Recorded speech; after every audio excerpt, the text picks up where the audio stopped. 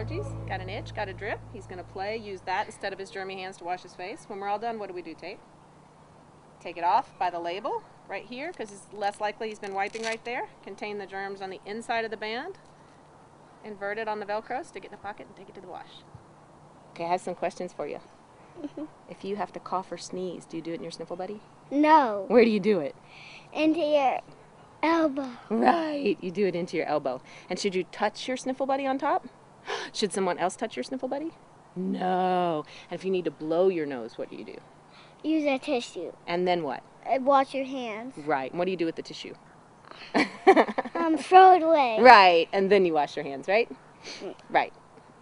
When Sniffle Buddies were invented, they certainly were started for a little boy with an allergy problem, but after they were out into the world, it was discovered that they were handy for special needs children as well.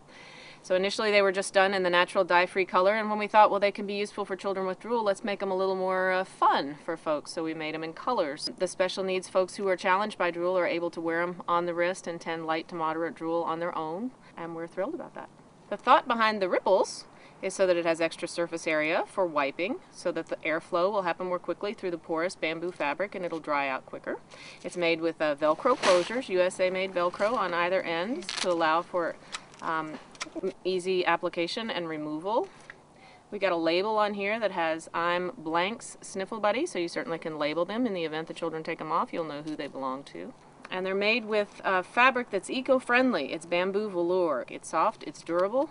The bands will last you for some time, and kids love them.